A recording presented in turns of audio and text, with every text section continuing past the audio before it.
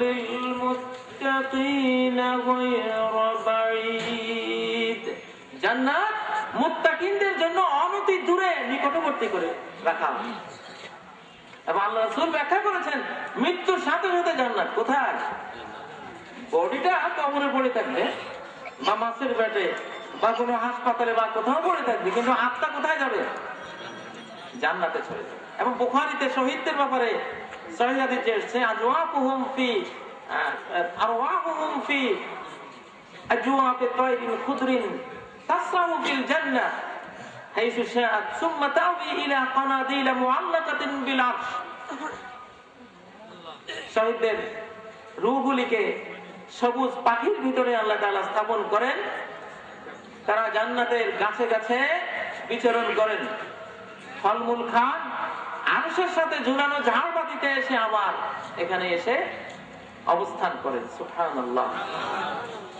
আল্লাহ নবী বলেন মান করা আয়াতুল কুরসি, যে ব্যক্তি আয়াতুল কুরসি 5 ওয়াক্ত সালাতের পরে পড়বে, লাম ইয়ামনাহু মিন দুখুলিল জান্নাতি ইল্লা আন ইয়ামুত, তার জান্নাতে যাওয়ার বিলম্ব কতটুকু? মৃত্যু। মৃত্যুর সাথে সাথে জান্নাত। তাহলে এই যে শয়তান বলে মিয়া মরার পরে কবে জান্নাতে যাইবা, বাধ্য তো এগুলি। আপনি বলবেন না এখন বললে এখনই আলহামদুলিল্লাহ টাটকা, এটা ভুল মানতে হবে, কোন দেরি নেই। আল্লাহ তাআলার সাথে সাথে ব্যবস্থা করবেন। বলতেছিলাম একত্ববাদের কথা। একত্ববাদ বুঝতে হবে, কারণ শিরিক করে মরে গেলে মাফ নেই। يقول الله عز وجل لأهون أهل النار عذابا يوم القيامة।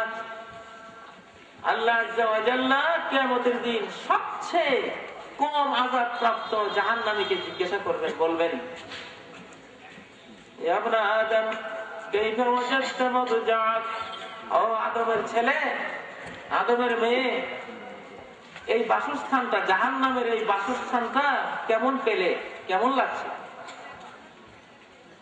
উত্তর দেবে সাররামাত জাইন, বড় নিকৃষ্ট বসবাসের জায়গা, আল্লাহ এর চেয়ে খারাপ জায়গা হতে পারে না।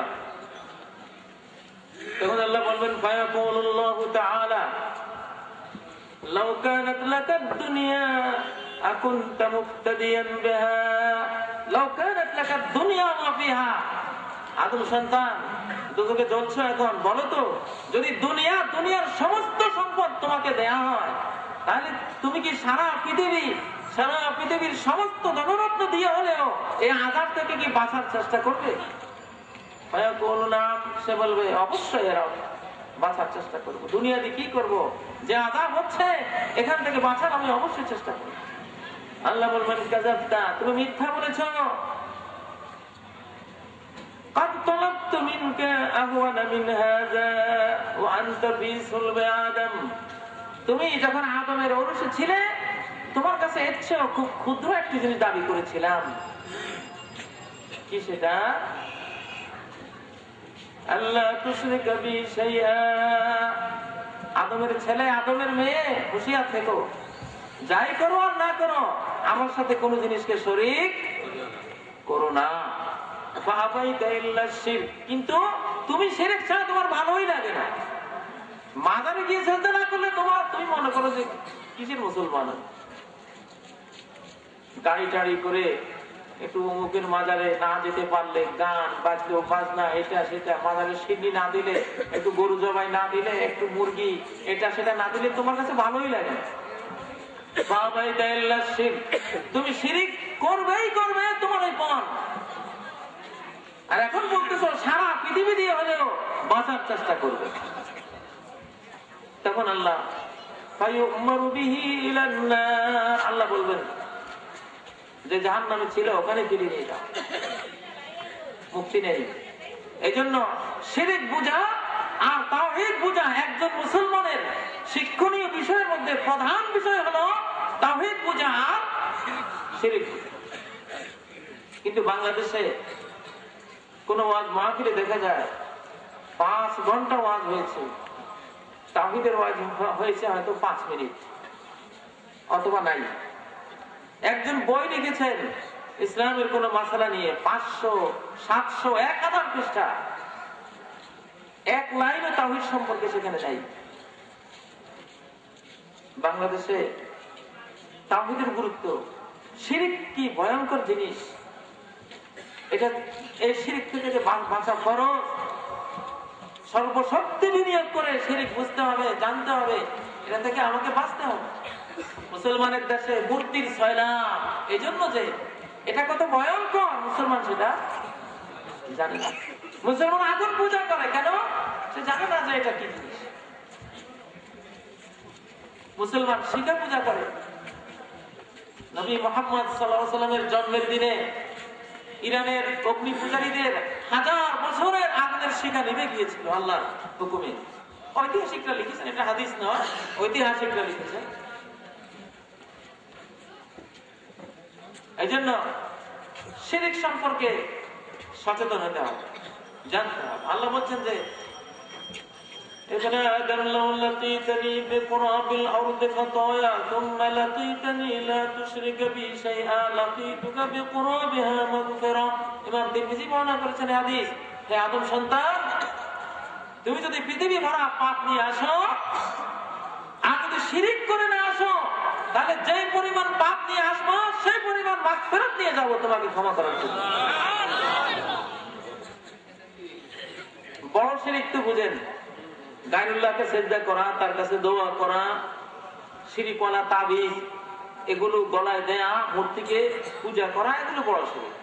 একেবারে ছোট শিরক একটা আছে, আদনা শিরকে আন তুহিব্বা আলা জাওরিন ওয়া তুবগিদা আলা আদলিন। একজন অন্যায় করতেছে আর আপনি তাকে ভালোবাসলেন অন্যায় সত্ত্বেও, এটা একটা শিরক। ভ্যালেন্টাইন ডে, আমার আগের বক্তা ভ্যালেন্টাইন ডে সম্পর্কে বলে গেছে, বিশ্ব ভালোবাসা দিবস। আসলে এটা বিশ্ব ঘৃণা দিবস। কারণ অবৈধ প্রেম পরিণতিতে ঘৃণাকে ত্বরান্বিত করে। অবৈধ ভালোবাসা শেষ পরিণাম কি? ঘৃণা এবং শত্রুতা। সূরা তুর থেকে নেই, অবৈধ সকল ভালোবাসা শেষ পরিণতি হলো ঘৃণা, লানত, অভিশাপ এবং দুশ্মনী। আল্লাহ বলেন আল-আখিল্লাউ ইয়াওমাইযিন বা'দুহুম লিবা'দিন আদুউন ইল্লাল মুত্তাকিন। দুনিয়ার সব প্রেমিক প্রেমিকা, গার্লফ্রেন্ড, বয়ফ্রেন্ড, লিভিং টুগেদার ওয়ালা, ভ্যালেন্টাইন ডেতে ফুল দেনে ওয়ালা, যত আকিল্লা, আকিল্লা মানে প্রচন্ড অন্তরঙ্গ, তাকালাম হুব্বু ফি খিলালে কলবিহি, ভালোবাসা প্রেম তার হৃদয়ের পরতে পরতে ঢুকে গেছে, সায়লাভ হয়ে গেছে প্রেমে আর ভালোবাসা। এইরকম অন্তরঙ্গরা, সাধারণ অন্তরঙ্গ তো কোথায় হারিয়ে যাবে পাত্তাই নেই। লাইলি মজনুর মতো যেগুলো হয়ে গেছে, এইরকম প্রেমিক প্রেমিকারাও কিয়ামতের দিন কি হবে? বা'দুহুম লিবা'দিন আদু, একে অপরের জানি দুশমন হয়ে যাবে। কি হয়ে যাবে? দুশমন, প্রচন্ড দুশমন হয়ে যাবে। তবে যারা অবৈধ প্রেম করে না, নারী প্রেম এটা ইবাদত। নারী প্রেম এটা অত্যন্ত প্রিয় জিনিস। আপনার স্ত্রীর সাথে প্রেম করবেন, আমি আমার স্ত্রীর সাথে প্রেম করি, অবশ্যই এটা ইবাদত। আল্লাহ নবী খাদিজা রাদিয়াল্লাহু তাআলা আনহার সাথে এমন প্রেম ছিল, মৃত্যুর পরেও খাদিজাকে বলেন না। হযরত আয়েশা খাদিজার মহব্বত দেখে নবীজিকে বলতেন, কবে কুরাইশের এক বুড়ি, এটি বুখারী রিওয়ায়াত, এক বুড়ি হালাকাত ফি দারে, কবে হালাক হয়ে গেছে, দাঁত টাত পড়ে মুখ কেমন হয়ে গেছে, কারণ আব্দুল্লাহু খায়রাম মিনহা, এখন আপনার ঘরে সে খাদিজাচ্ছে, বুড়ি খাদিজাচ্ছে, আমি তরুণী আয়েশা আপনার সামনে, এখনো খাদিজাকে বলতে পারেন না আপনি। আল্লাহু আকবার। নবীজি বলেন নাই, নবীজি বলতেন, আয়েশা যদি আমার খাদিজা থাকতো তোমাদের কাউকে বিয়ে করতাম না।